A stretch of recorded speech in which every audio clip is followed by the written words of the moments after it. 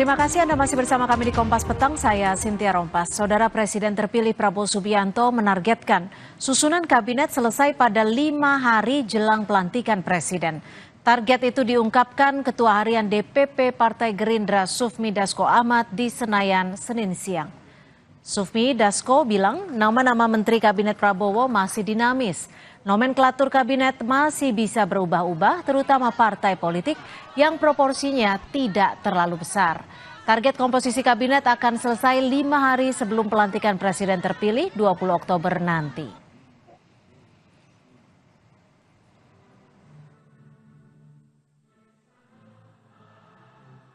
Dari informasi yang kami dapat, nomenklatur kabinet itu masih fluktuatif, masih dinamis, begitu juga dengan nama-nama, terutama dari partai politik yang proporsinya tidak terlalu lebih besar daripada yang profesional. Nah ini masih kemudian ada yang masuk, ada yang ditarik, nah sehingga mungkin fix final kabinet itu masih mungkin agak lama ya, tetapi tentunya Presiden terpilih punya target, kemungkinan H-5 sudah selesai, demikian.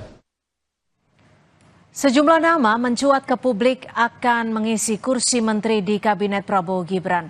Mereka yang disebut-sebut akan menjadi pembantu Prabowo Subianto berasal dari berbagai kalangan.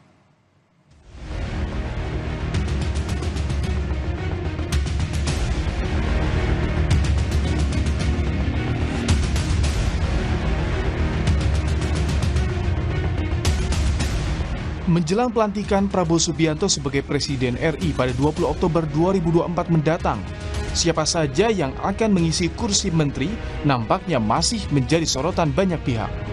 Sejumlah nama sempat mencuat, namun belum diketahui pasti siapa yang akan dipilih Prabowo untuk membantunya di kabinet yang baru. Yang santer didengar akan menjadi salah satu Menko pada kabinet Prabowo Gibran, yakni Ketua Umum Partai Demokrat Agus Harimurti Yudhoyono. Menanggapi isu yang beredar, AHY bilang itu adalah hak Presiden terpilih Prabowo Subianto.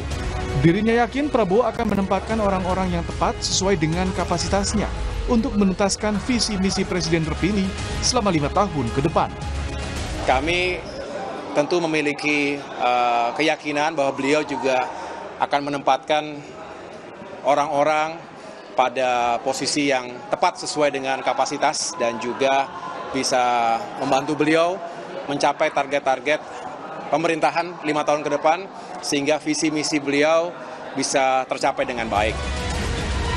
Terkait nama yang beredar, juru bicara Prabowo Subianto Daniel Anzar Simanjuntak menyatakan saat ini Prabowo Subianto telah melakukan profiling terhadap nama-nama di kalangan Kabinet Indonesia Maju serta sejumlah nama yang diajukan oleh partai koalisi.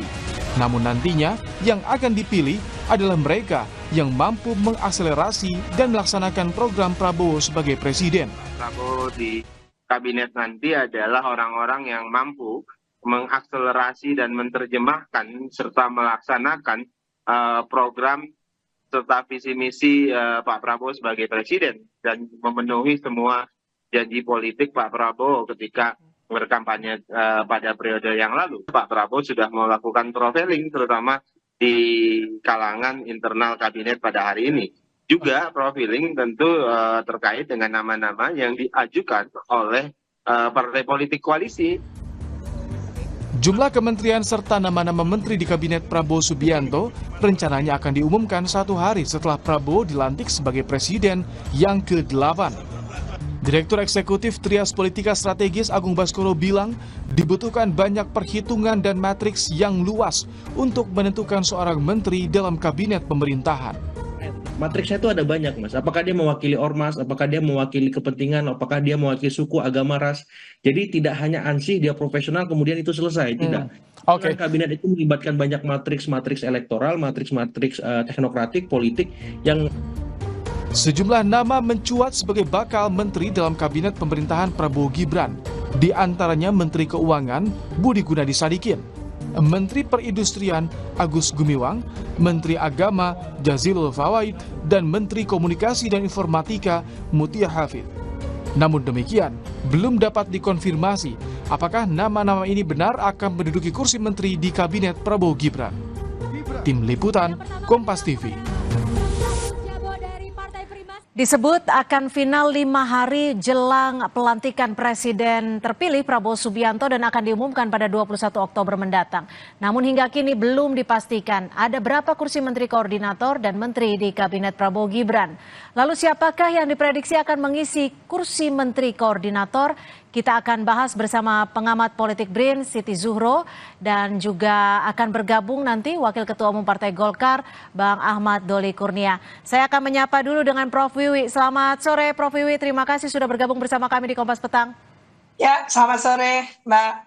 Ya Prof, ini kan ada sejumlah nama yang muncul, ada beberapa nama, diantaranya ada Mas AHY, ada juga Budi Gunadi Sadikin yang mengisi Menteri Keuangan, dan juga beberapa nama lainnya. Menurut Anda, dari nama-nama yang muncul ini sudah tepat belum kapasitasnya? Kansnya berapa banyak? Ya, nama-nama yang muncul belum terlalu banyak ya, bahkan bisa dikatakan masih sangat sedikit ya.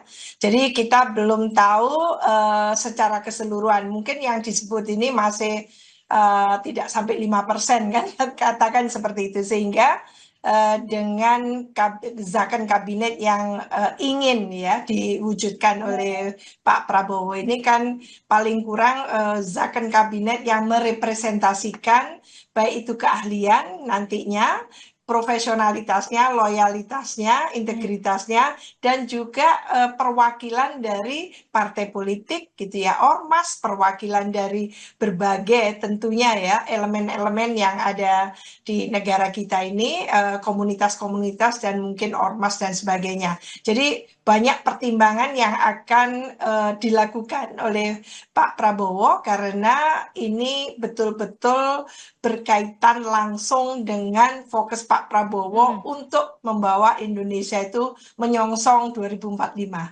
Artinya apa? Ya artinya adalah akan merekrut gitu ya mereka-mereka yang ditempatkan sebagai pembantunya, sebagai orang-orang yang akan melaksanakan visi misinya. Jadi bukan programnya Menteri Ansih, tapi ini adalah programnya Pak Presiden, diterjemahkan dan diimplementasikan oleh para pembantunya, yaitu menteri maupun pimpinan lembaga. Lah ini yang memang menjadi perhitungan tersendiri oleh Pak Prabowo, apalagi sudah mengatakan ini adalah zakon kabinet. Tidak banyak era reformasi ini yang mengatakan kabinetnya akan membangun yaitu kabinet ahli. Gitu.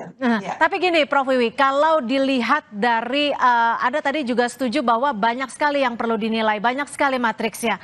Tapi kalau dilihat dari perhitungannya akan seperti apa sih? Karena kita tahu kabinetnya kan, komposisi partainya kan besar sekali. Tapi juga ingin kabinetnya zakon, diisi oleh para profesionalitas. Nanti yang menonjol akan seperti apa penghitungan dari Pak Prabowo nanti? Ya, ini yang sangat menarik sebetulnya secara samar-samar sudah disebutkan oleh elitnya dari Partai Gerindra, yaitu adalah karena zakon kabinet maka jumlah profesionalnya tadi itu yang tidak dari partai bisa jadi melampaui jumlah dari partai politik. Jadi saya tidak membedakan kalau partai politik tidak profesional, tidak. Tapi yang dari partai politik, profesional yang dari non-partai politik dipastikan akan lebih banyak. Kan gitu ya. Jadi kalau itu hanya memang akan membuktikan bahwa sebetulnya pemerintahan Pak Prabowo itu bukan pemerintahan trial and error, uji coba, pemerintahan yang coba-coba yang katakan gitu ya, nantinya justru akan membawa setback gitu. Apalagi 1 tahun 2 tahun pertama itu betul-betul memastikan bahwa ini bukan kabinet yang bongkar pasang kan gitu ya. Jadi kabinet yang diperhitungkan sejak awal sekarang ini, katakan sudah sekarang ini tanggal 30 ya, 30 September, maka hanya kurang dari kurang berapa hari ini? Kalau 2 minggu lah. disebutkan 5 hari sebelum pelantikan sudah akan ada nama finalnya, seperti itu Prof. Wiwi. Prof. Wiwi, Iya. tapi ini kan ada nama-nama yang beredar di sejumlah informasi.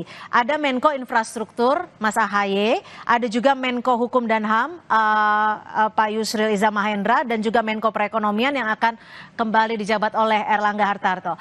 Dari ketiga nama ini, kapasitasnya menurut Anda seperti apa? Iya, dari Menko sendiri menurut saya Menko itu apa sih tugasnya? Menko itu, ini yang harus dipahamkan ke masyarakat ya. Menko itu apa bedanya dengan menteri itu sendiri? Fungsi Menko itu sebetulnya adalah menyelenggarakan ya koordinasi dan sinkronisasi perumusan, penetapan dan pelaksanaan serta pengendalian pelaksanaan kebijakan kementerian maupun lembaga yang terkait dengan isu di bidang peningkatan kesejahteraan sosial. Sebetulnya secara umum seperti itu. Saat ini kita sudah punya 4 Menko loh. Jadi ada Menko Ekonomi, Menko Polhukam, Menko PMK, Menko Bidang Kemaritiman dan Investasi. Kita masih akan tambah Menko apa lagi? Sebetulnya yang bekerja itu menteri loh. Ya. Koordinator itu mengkoordinasi. Ya, Tapi jadi artinya Menko tanggung jawabnya Polhukam. akan lebih besar dong ya, Prof. Wiwi? Tapi yang punya otoritas itu menteri langsung biasanya. Menteri itu yang mengeksekusi program itu. Jadi menurut saya apa alasan memperbanyak Menko gitu kan? Sementara sebetulnya loh saya ini cuma Menko, kan sering kita mendengarkan itu ya. Kami ini cuma Menko, Menko itu mengkoordinasi, bukan yang mengeksekusi kan gitu. Bagaimana antara kementerian lembaga di bawahnya itu dikoordinasikan. Kayak Menko Polhukam punya berapa kementerian lembaga di bawahnya, lalu semacam dikoordinasikan. Kadang-kadang nggak dikoordinasikan juga sudah jalan kan gitu. Iya, tapi Jadi kalau menurut saya- banyak yang menilai, banyak yang menyampaikan bahwa posisi Menko merupakan salah satu posisi yang dinilai strategis dan juga dinilai memiliki banyak konsolidasinya akan banyak ke berbagai pihak. Nah, ini dari ketiga nama ini menurut Anda gimana, Prof? Iya, tadi disebutkan adalah ada Mas AHY, ada Pak Yusril Iza Mahendra, terus satunya lagi siapa tadi Mbak? Gimana, Prof? Sorry? Ada 3 ya yang Ya. disebutkan. Satu lagi siapa? Ada Yusril Iza Mahendra, Mas AHY, dan Pak Erlangga Hartarto yang kembali mengisi Menko Perekonomian. Iya, memang kalau kita melihat dari 3 itu, 2 diantaranya sudah malang melintang ya, sebagai menteri maupun menteri waktu itu ya, untuk Pak Yusril Iza Mahendra. Jadi menurut saya beliau sudah terbiasa menjadi menteri itu. Pak Menko Ekonomi juga iya. Cuman masalahnya kan katanya gitu ya, bagaimana merekrut gitu ya, pembantu presiden saat ini yang intinya, yang tekadnya itu ingin memberantas KKN, kan gitu ya. Pak Prabowo ini ingin tidak segera zakon kabinet tapi memberantas korupsi.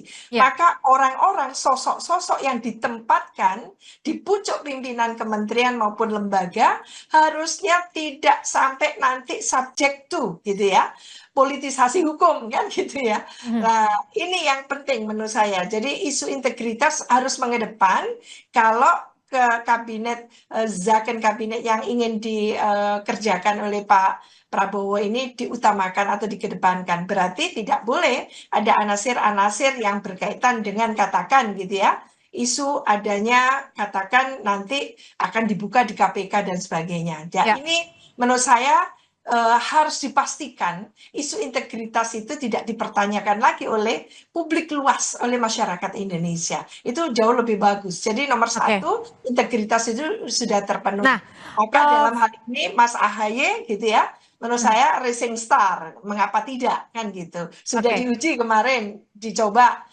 di Kementerian ATR BPN ya. Sudah oke kelihatannya. Jadi menurut saya dia orang yang punya passion untuk mengerjakan tugasnya dengan sangat baik. Gitu. Nah, Prof. Wiwi, untuk menjawab bagaimana memberantas KKN nantinya di kabinet yang baru ini dibutuhkan figur menteri yang tidak hanya memiliki integritas tinggi, tapi juga track record yang bisa dikatakan positif di mata publik.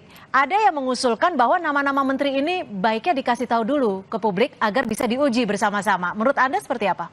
Saya setuju sekali karena bagaimanapun juga presiden ini dipilih oleh rakyat langsung. Dari rakyat, oleh rakyat, untuk rakyat. Maka rakyat dipayungi oleh Undang-Undang KIP, keterbukaan informasi publik, pastinya dia juga punya gitu ya satu hak untuk mengakses informasi itu, mendapatkan informasi itu. Artinya apa? Ini harus diyakinkan masyarakat itu well informed, mendapatkan informasi yang memadai tentang bagaimana bangunan dari kabinet yang akan katakan nanti bekerja untuk 5 tahun ke depan. Jadi menurut saya inilah pembelajaran keterbukaan gitu ya, sekaligus public accountability dari Pak Prabowo sebagai presiden terpilih dalam hal ini menyampaikan kepada masyarakat bahwa tidak ada dusta di situ, bahwa memang presiden dalam hal ini betul-betul ingin gitu ya membangun